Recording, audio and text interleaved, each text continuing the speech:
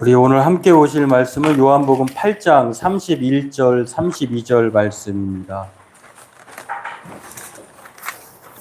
마이크 버튼을 길게 누르면 꺼주시면 돼요. 무선 마이크를 구매해가지고 이렇게 해보니까 좋은 것 같아요. 두 개가 마이크가 돼서 뭐 찬양할 때나 또 설교할 때, 기도할 때 이렇게 사용할 수 있어서 좋을 것 같습니다. 오늘 말씀 요한복음 8장 31절에서 32절 말씀 같이 읽도록 하겠습니다. 그러므로 예수께서 자기를 믿은 유대인들에게 이르시되 너희가 내 말에 거하면 참으로 내 제자가 되고 진리를 알지니 진리가 너희를 자유롭게 하리라. 네, 밤사이 비가 많이 내리고 있고 현재도 내리고 있는데요. 비가 그런 큰 피해 없이 너무나 많은 이 비로 인해서 고통을 받는 것도 어려운데 또 우리가 주변에 요즘에 사건 사고들이 너무 많아가지고 참 여러 가지로 이 나라가 어수선한 가운데 있다는 생각을 하게 됩니다. 물론 모든 섭리가 하나님 안에 있는 줄로 믿는데 그럼에도 우리의 삶이 좀 불안과 또 공포 이런 삶보다 우리 하나님의 도우심으로 평안했으면 하는 그런 바람을 갖게 됩니다. 비가 오는 가운데도 이렇게 오신 여러분들 대단히 감사드리고 하나님께서 은혜와 평강으로 또 여러분에게 각자의 환경에 맞게 역사해 주실 줄로 믿습니다. 네, 오늘 본문을 통해서요, 우리가 진리가 자유롭게 하리라라고 하는 말씀을 제목을 통해서 함께 또 질문해 주시는 그러한 내용 중에 하나가 될 수 있을 것 같아요. 이단에 대해서 알고 싶어요. 라고 하는 것. 이단과 이 진리의 차이는, 정통의 차이는, 이단과 정통의 차이는 진리와 비진리의 차이예요. 오늘 이것을 한번 말씀을 통해서 살펴보고 은혜 나누기를 원합니다. 저와 여러분들이 사는 지금은 가짜로부터 많은 유혹과 또 위협을 받고 있는 시대라고 할 수가 있겠습니다. 가짜가 있다는 것은 진짜가 있다는 것이겠죠. 그래서 요즘 정치인들 사이에서는 너는 진짜 보수냐, 진짜 진보냐 이런 논쟁이 또 있더라고요. 이 보수의 가치관, 일반적으로 보수의 가치관은 자유죠, 자유. 자율 시장 경제. 그래서 그냥 내버려 두라는 거예요. 정부가 개입하지 말고. 그러면 작은 정부를 추구하는 것이 보수인데 뭐 어떤 때는 상충할 때가 있죠. 또 진보는 평등을 주장하다 보니 뭐 자유를 좀 제한하더라도 국가가 개입을 해서 또 평등, 나눔을 보편적으로 갖자 이런 추구를 하죠. 근데 가짜 진보와 가짜 보수 이런 논쟁이 있더라고요. 또 그것뿐만 아니라 우리의 삶에 보면은 가짜 뉴스가 판을 치죠. 얼마 전에 선생님이 극단적인 선택을 했는데 그곳에서도 어떤 한 분이 뭐 맘카페인가 어디에 올려가지고 그 사실이 아니어가지고 당사자는 해명하기에 바빴던. 근데 그분이 무책임하게도 이렇게 얘기를 하셨더라고. 이렇게 커질 줄 몰랐다. 참 그런 이 가짜 뉴스에 우리가 사로잡힐 때가 있는데 또 한편으로는 가짜 종교가 요즘에는 드러내놓고 활동을 해요. 제가 그전에는 몰랐는데 코로나 이후로는 저희 교회, 우리 교회에 오는 이 우편물 중에서 요즘에 참 가짜 우편물이 외국에서 발송되면 열어보면 안 된다는 거 아시죠? 거기에 기체, 날아다니는 뭐가 무슨 혼수 상태 이르는 그런 뭐 유해물질이 있다고요. 그러니까 절대 외국에서 나에게 뭔 선물이 오거나 우편물이 오면 열어보지 마셔야 된다고 하는 거. 근데 우편물을 보면은 그 내용물들을 보면 책자, 자기 종교를 그렇게 소개하는 그런 유인물들, 책자들이 세 번째, 네 번째 각각 다른 종교로부터 오는 경우가 있어요. 전에 그런 일이 없었거든요. 이렇게 우리는 심각한 이 가짜와의 싸움으로 또 왜곡되고 또 그러한 상황에 놓여지게 되면 우리의 삶이 불행으로 빠지게 된다고 하는 것을 우리는 이 코로나19 이후에 가열차게 직간접적으로 경험하고 있습니다. 이렇게 혼탁하고 혼란스러운 시대에 우리는 진리를 알아야 할 뿐만 아니라 오늘 예수님이 말씀하신 것처럼 진리를 알아야 된다. 진리를 알지니 그래야 진리가 너희를 자유롭게 한다. 이걸 반대로 뒤집어 보면요. 진리를 알지 못하면은 자유하게 되는 것이 아니라 속박당한다라고 하는 것을 우리는 알 수가 있습니다. 오늘 이러한 시대에 오늘 저와 여러분들이 본문을 통해서 지금 우리에게 중요한 것이 무엇이고 또 그것이 우리에게 어떠한 결과를 가져다 주는지를 살펴보고 은혜 나누기를 원합니다. 오늘 본문은 성전에서 예수님과 유대인과의 논쟁, 대화 가운데 있었던 일이에요. 59절까지 있는데 긴 내용인데 가늠하다 현장에서 잡혀온 여인을 이 유대인들이 데리고 왔어요. 예수님이 어떠한 말을 할지 그 말에 따라서 예수님을 시험에 빠뜨리기 위해서 가늠하다 현장에 잡혀온 사람을 돌로 치라 하면은 당신이 지금까지 행했던 사랑의 그 하나님의 모습은 어디 갔냐 이렇게 할 것이고 또한 그를 놓아주라 하면은 율법을 어긴다라고 하는 이렇게도 저렇게도 예수님이 올무에 빠지는 것이에요. 그런데 예수님은 지혜롭게 너희들이 죄 없는 자가 먼저 돌로 쳐라라고 하니까 이 세상에 죄 없는 사람이 없잖아요. 그 어른에서 젊은이에 이르기까지 다 돌아갔어요. 그런 다음에 유대인들은 어떻게든지 예수님을 올가매려고 이렇게 했는데 예수님은 오히려 그 여인을 가늠하다 현장에 잡혀온 여인에게 아무도 너를 정죄하지 않으니 나도 너를 정죄하지 않겠다라고 하면서 다시는 죄를 짓지 말라라고 그 여인에게 자유를 선포하셨어요. 그것으로 끝난 것이 아니라 예수님과 서로 주고받는 얘기를 합니다. 유대인들은 예수님을 어떻게든지 올가매려고 하는데요.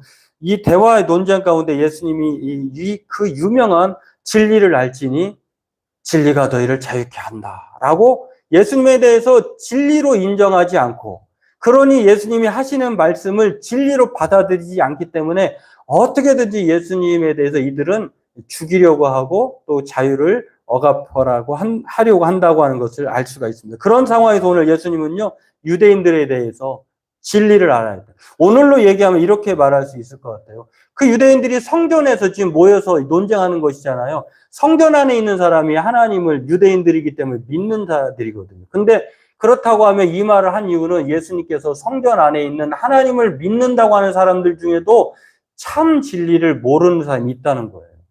오늘로 얘기하면 우리 그리스도인들 중에 예수가 누구인지 모르고 신앙생활하고 교회만 왔다 갔다 하는 사람들도 있을 수 있다는 거예요. 그런 사람들을 향해서 진리를 알아라. 그리고 그 진리가 너희를 자유롭게 할 것이다 라고 하는 엄청난 복음을 전하십니다. 오늘 예수님은 하나님을 믿는 유대인들에게 이렇게 진리를 알라고 말씀하십니다. 그리고 그 진리가 가져다주는 자유가 우리에게 엄청난 은혜다라고 하는 것을 말씀하시면서 오늘 저와 여러분에게도 동일하게 말씀합니다. 그리스도인들, 제자라고 하는 참 제자라고 하는 것은 예수님 진리를 알아야 된다는 거예요. 그리고 그 진리가 예수님이 우리를 자유롭게 한다고 하는 이 놀라운 이 결과를 통해서 이 세상을 살아가야 한다라고 하는 것을 말씀하고 있다는 것입니다. 그렇다면 진리는 무엇입니까? 그리고 그 진리가 우리에게 어떠한 결과를 가져다 줍니까? 오늘 이 두 가지를 먼저 살펴보려고 하는데 첫 번째는 오늘 예수님은 진리에 대해서 이렇게 말씀하십니다. 요한복음 1장 14절에 말씀이 육신이 되어 우리 가운데 거하심에 우리가 그의 영광을 보니 아버지의 독생자의 영광이요 은혜와 진리가 충만하더라.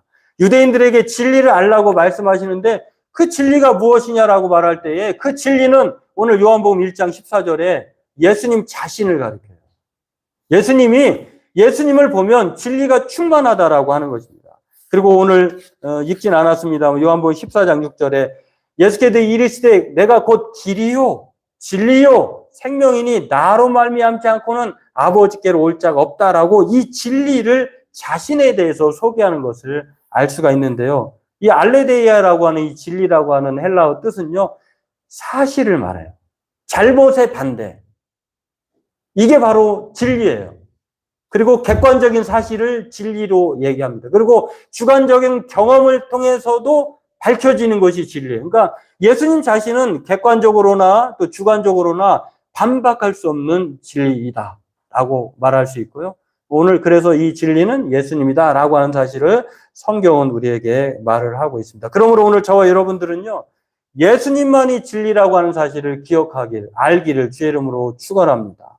예수를 믿어야지만이 우리가 그 진리에 이를 수 있고 또 하나님께로 유일하게 나갈 수 있는 유일한 길일 뿐만 아니라 예수님을 믿기 때문에 우리는 죽어도 살고 또 살아서도 우리가 하나님의 은혜 가운데 살아갈 수 있다라고 하는 생명으로 인정할 수 있다는 것입니다. 오늘 우리에게 이 진리이신 예수님만이 제가 이제 직장 생활을 하다 보니까 전에는 그런 질문을 잘 못 받았는데 그것도 분위기를 보면 이런 생각을 하게 돼요.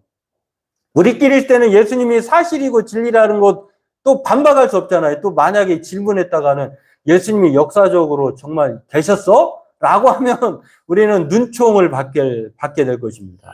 예수님이 정말로 하나님의 아들이자 사람이시기도 했어? 라고 하면 우리는 저렇게 믿음 없는 질문 해도 돼? 라고 하는데요. 우리 교회 안에서는 그렇게 할 수 있는데 밖에서 바라보는 이 그리스도인들에 대한 사람들, 그리스도에 대한 시각은 그러지 그렇게도 생각할 수 있구나라고 하는데 근데 저는 이런 생각을 하게 돼요. 그분들이 질문할 때 충분히 질문할 수 있다고 보는데 그런데 모든 사람들이 좀 예수님에 대해서 다르게 생각해야 될 사실은 모든 4대 성인처럼 그들은 인간이었고 그런데 그 모든 종교의 창시자들 그리고 그들이 믿는 종교를 가만히 보면 그 사람들이 주장하고 있는 것들과 그리스도와의 차이점이 있어요. 그들은 또 그 위인들은 스스로 우리를 위해서 대신 죽지 않았다는 거예요. 그러니까 자기가 스스로 인생을 마감을 한 것인데 예수님은 우리를 위해서 죽으시게 오셨고 또 예수님이 우리를 위해서 죄로 말미암아 죽었던 우리를 또 영원토록 의로 말미암아 살게 하시기 위해서 다시 부활하신 분은 예수님 외에는 없다는 것이에요. 이게 차별점이에요. 그렇기 때문에 우리가 예수님만이 진리라고 하는 사실을 붙들어야 합니다.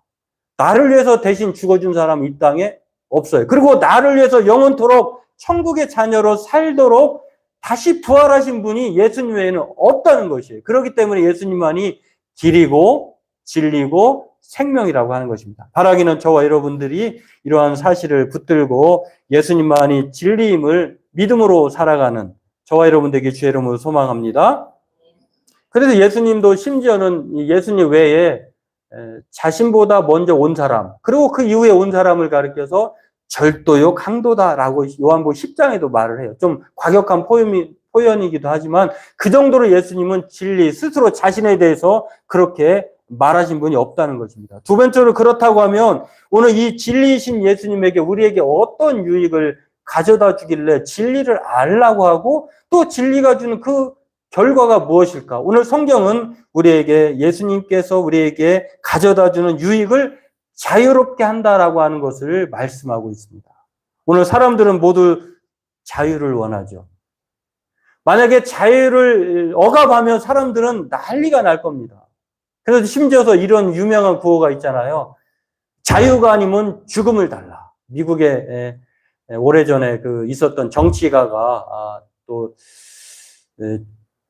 그런 자신이 정치가이면서 종교적인 이 독립전쟁을 통해서 또 종교적인 자유를 구호로 이렇게 외친 분인데요. 패트릭 헨리라고 하는 사람인데, 자유가 아니면 죽음을 달라. 이게 맥락적으로 우리가 많이 사용하는 말이에요. 고대 중국의 정치가인 여불이라고 하는 한 나라의 거대한 상인이자 이 정치가이자 킹메이커. 요즘으로 말하면은 이 사람이 황제를 만든 사람이에요. 요즘으로 얘기하면 정치인이면서 또는 재벌이라고 할 수가 있겠는데요. 이 사람이 인간의 삶을 네 종류로 말을 했어요. 어떻게 말을 했냐면 전생이 있고 궁생이 있고 죽음이 있고 박생이 있다. 최고로 높은 참다운 가치의 삶을 전생이라고 해요.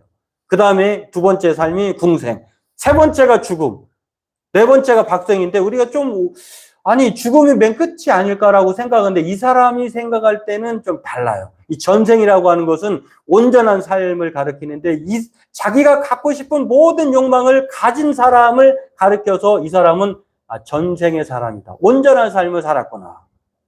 이렇게 말을 한다고 해요. 그러니까 우리가 살면서 내가 누리고 싶은 것 다 누리는 사람을 온전한 삶이라고 하는데 이 사람이 가르쳐서 전생이다 이렇게 말합니다. 그보다 약간 부분적으로 욕망 모든 건 가지지 않았지만 그래도 내가 대체적으로 만족해라고 말할 때는 약간의 부족한 삶을 궁생이라고 한다고 해요.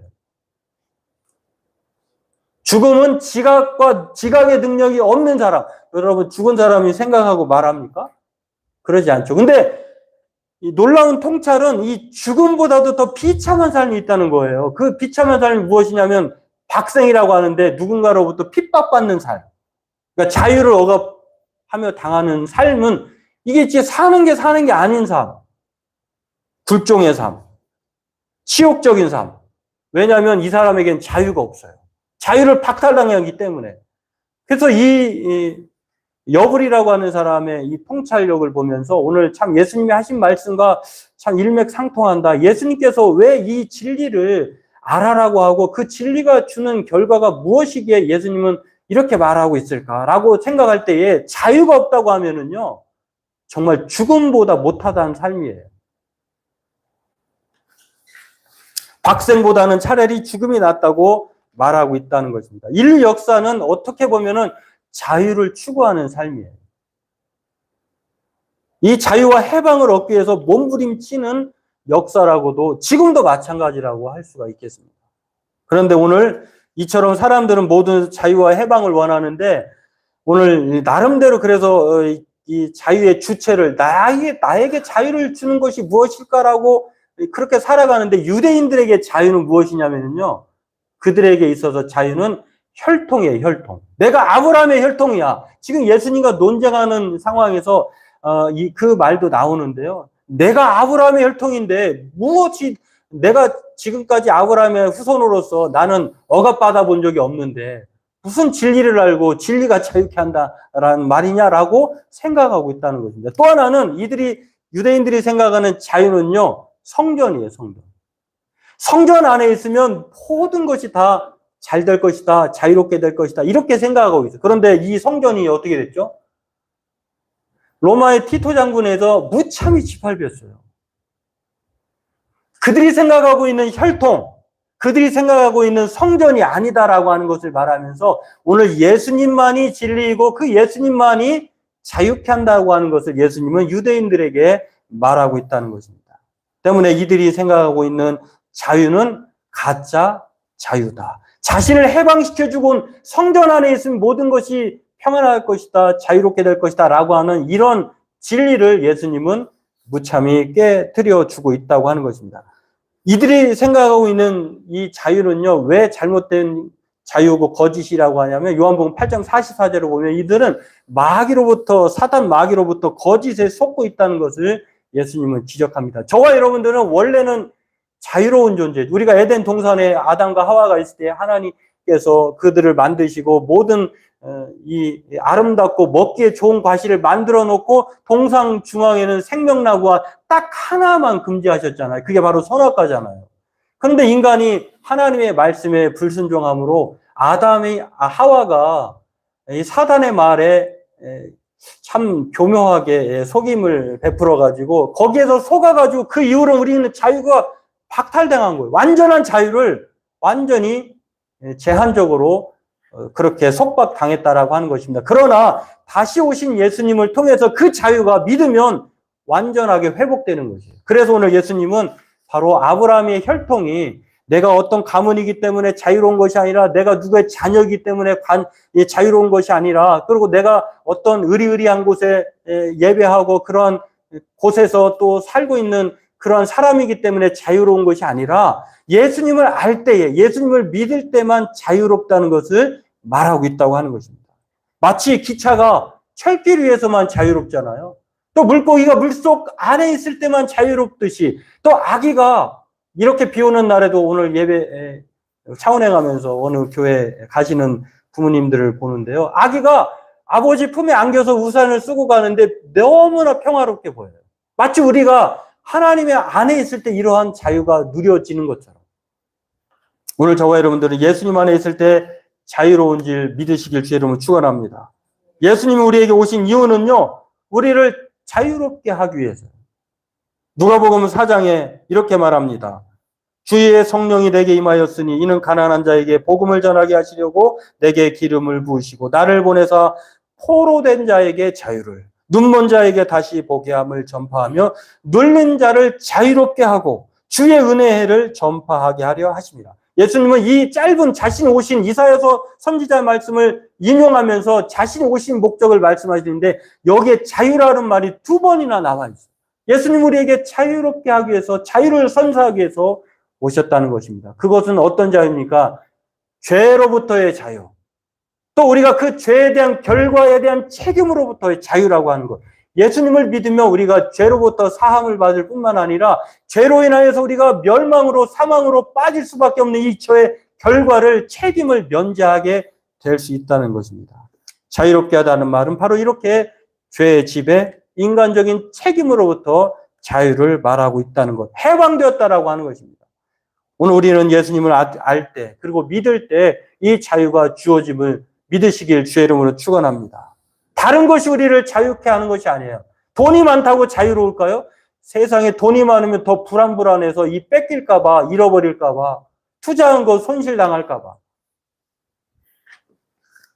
그렇지 않다고 하는 것입니다. 또 어떤 사람은 아니 이왕에 준 자유 우리 마음대로 할 수 있게 하면 안 될까요? 하나님 우리를 왜 이렇게 구속하시죠? 왜 주일날 나오게 합니까? 예배 시간에 왜 이렇게 우리에게 그 예배 시간을 마치 브레이크처럼 달아놓으셔서 우리를 자유를 제한합니까? 라고 말하는데요. 만약에 여러분 이 자유를 제한하지 않으면 어떻게 될까? 만약에 여러분들에게 마음껏 먹어, 네 마음껏 먹어, 제한할 수 없도록 그렇게 뷔페 음식을 마음껏 먹어 하면 바로 어떤 현상이 오는 줄 아세요? 건강이 이상일 거예요. 내 몸이 좋은 것인지 나쁜 것인지 모든 걸 다 먹으면은 우리 몸은 완전히 망가질 것입니다. 그러면은 의사를 찾게 될 것입니다. 의사가 처방을 내리게 될, 당신 그러다 죽습니다. 그렇기 때문에 우리는 어떻게 보면 하나님 그리스도 안에 있다고 하는 이 자유의 제한을 받는 것이 우리에게는 너무나 다행인지 몰라요. 만약에 이것조차 없다고 하면 우리는 정말 세상에서 완전히 자신의 죽음을 재촉하면서 살게 될 것입니다. 그래서 우리의 건강은 몸의 신호와 의사의 처방 아래 이 약간의 제한을 받는 것이 진짜 자유라는 거예요. 믿으세요?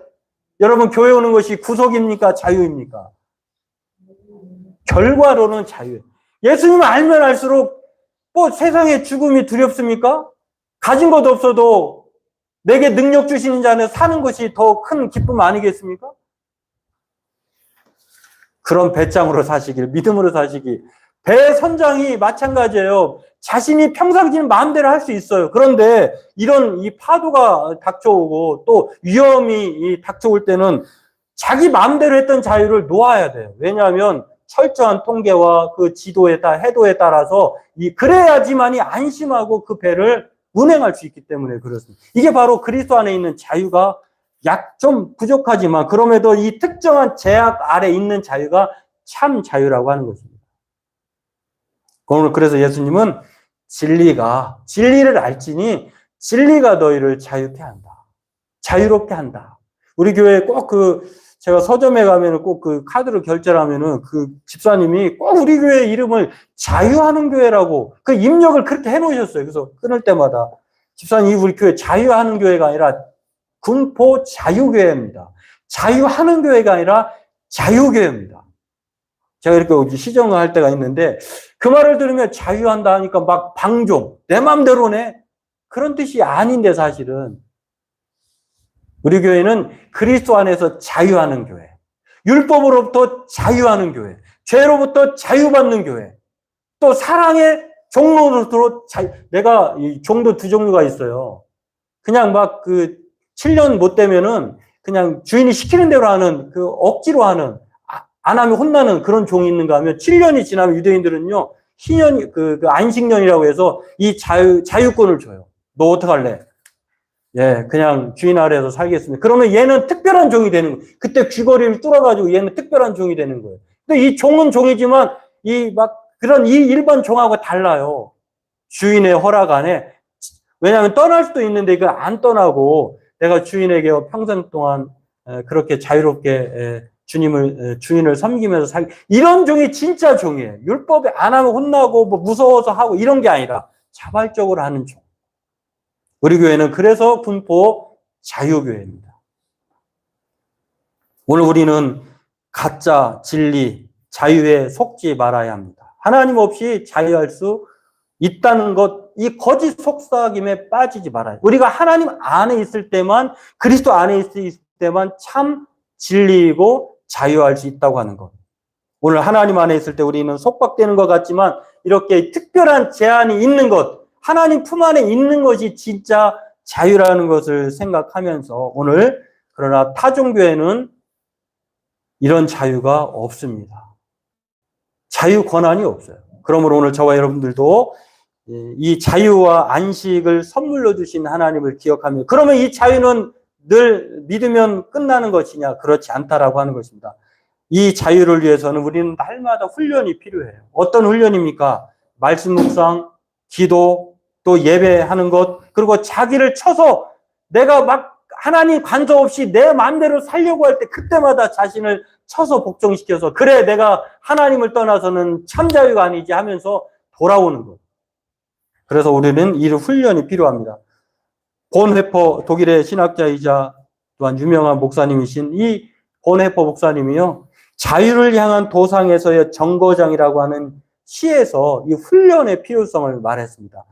작지만 안 보일 수 있지만 제가 읽어드리겠습니다. 그대가 자유를 찾아서 떠나려 하면 욕망과 그대의 지체가 그대를 이리저리 끌고 다니지 않도록 먼저 그대의 영혼과 감각을 훈련하는 것을 배우라.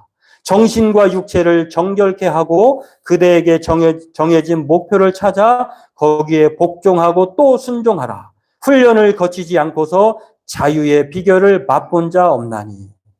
바라기는 저와 여러분들이 예수 그리스도를 아는 그리고 그 진리를 통해서 참 자유를 영원토록 누리도록 이 훈련을 통해서 하나님께 나아가는 참된 자유의 사람, 그리스도의 제자 되길 주의 이름으로 축원합니다.